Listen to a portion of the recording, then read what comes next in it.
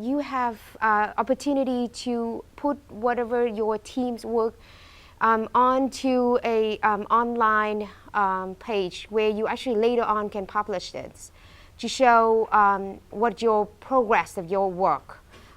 We actually be able to ask one of the winning team last year, the non-spec team, put together their own e-portfolio so that it's an example for you to see how that be filling out. Now, I don't know whether you can clarify any of that or not, but if you can put it together, and when you start working your portfolio, you put in the data and information in there. Maybe later on we have be able to, based on that, could we create some award for a best portfolio? An award for the best portfolio. Portfolio yes. that you This keep? is to motivate you to do it, right? Yeah. We'll give you a prize. But that's that later on. If you, I mean, for your career later on, show part of your resume that during school time you actually develop certain project, and this is how the project is start from the beginning to the end. So that's not only for the Idea Challenge, but also for yourself as well. It's coming. Yeah. Okay. Can I ask you a question? Yeah, sure. Does each student do a portfolio, or does each team do a portfolio? Well, thank you very much for that questions. Each team do one e-portfolio. That's the teamwork. That's the project is the teamwork. So it should reflect in there. And then I can show you how it's be laid out, and your team member will have the name on it as well. Then again, now because each of you would have, each of the team would have one portfolio, that means one team would have one account only. You have to select whoever the one who fill in the portfolio would email me your name, your email address. Then the administrator will send directly to your email address the access account. Do you want to log in? Sure. So once you got the login account, basically just go to their website, digitation.com, and you will choose go to school or district name right here. You type in UMass Lowell, and then they be able to recognize and then choose the UMass Lowell. And then your username is actually your email address. So my email address is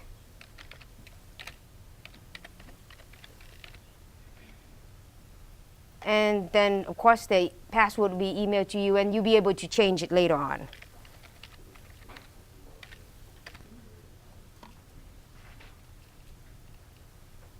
Okay.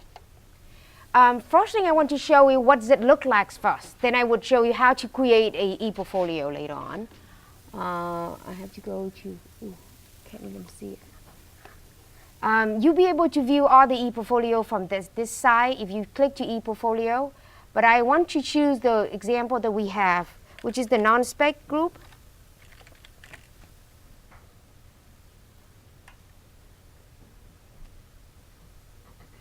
All right. This is the e-portfolio supposed to look like. There's a home page which you will give idea what is your project is all about. Then you will go into certain tab, that the project tab, which you would choose the talking about your team, who is in your team. This is here, and then you introduce their team member with pictures. You can put pictures, you can put just name with majors, and then the products.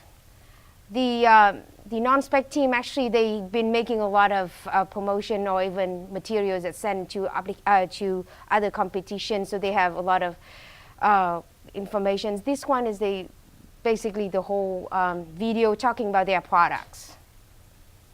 Now the progress here, if you have created a reports or writing, let's say each week you have the progress of what this week your team is creating. It's great to show how your team is work from now to the Idea Challenge time. As long as you can kind of put down what you do, it shows how your team is building up.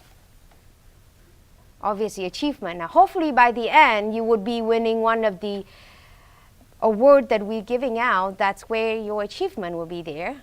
And now the resource part, which is you can attach your idea plan, applications, or any kind of reference material that you've been to help you to do your project. You can attach it to here to explain more about your projects.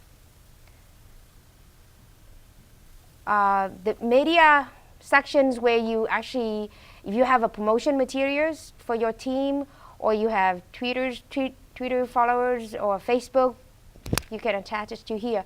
Now again, this one is the basic format of a e-portfolio. Under these, you can add more. You'll be able to create a lot of tabs under these, each of the heading projects or teams or achievement that tailor to your projects. You can be able to put in pictures, YouTube video, anything that make people want to view your projects more. Now this is just an example. Once you have your own account, you'll be able to find the non-spec projects amongst other e-portfolio as long as you search for that. Now, I want to show you how to do it first. Oh, by the way, do you have any question about this at all? Again, you'll be able to create your own based on the simple format of this. Huh? Yeah. How do they get an account? Well, to get an account, please email me the team leader or whoever that you select in your team is the one who do the e-portfolio. Send me their email address, and I'll be able to ask the digication.com create an account for you, and that account will email directly to your email accounts, and you'll be able to access that. And what's your email?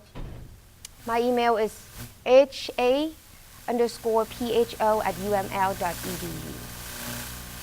Okay. All right, I have to go back.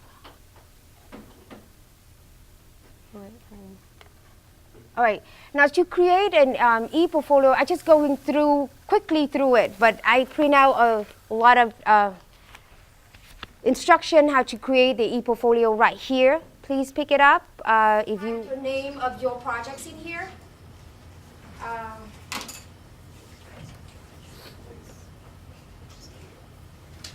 Sample in here, and then please do not create from scratch, but use the DifferenceMaker's idea challenge format, because right now we want you to have similar format in order to recognize you are part of the idea challenge. At the same time, it's help us to basically to see, compare between your e-portfolio. But again, anything under beside the simple format, projects, achievements, media, anything else underneath that, you'll be able to customize according to your projects. So you choose the idea challenge, DifferenceMaker idea challenge. In the permission, please choose at least private with UMass Law. Do not private to me only, because otherwise we cannot see it. At least we have to see your e-portfolio. Choose, you feel free to choose, choose as a published, so that anyone can see it, even people who do not log in the UMass Law digitation.com. Private within UMass Law, that means whoever have the account from e-portfolio and within UMass Law system can be able to see your projects. Again, tagging, this is really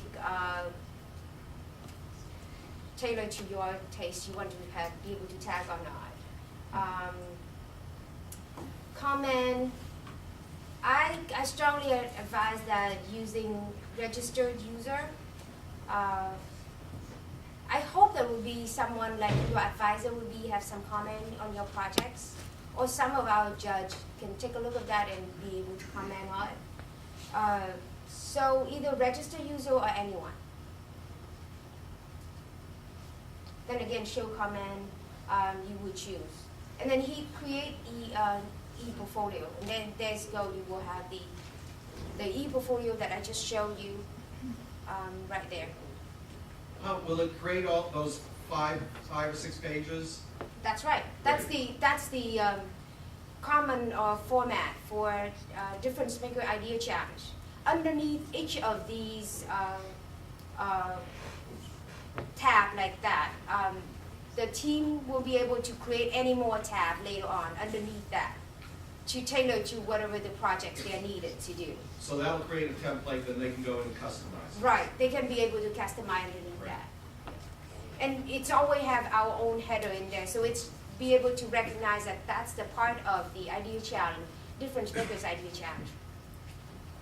So if they want to use this, like we had teams from last year that went on to win money in other places. And they could open this to the public and then they could use this resource to show other people. Right.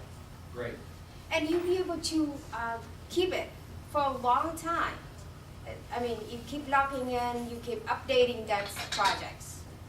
It's not like at the end of Idea Challenge, that's it, you cannot be able to log in. No, that's part of your team.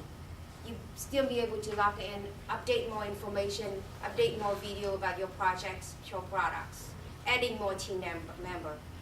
It's yours. Okay? That's it. Any questions or anything? Thank you.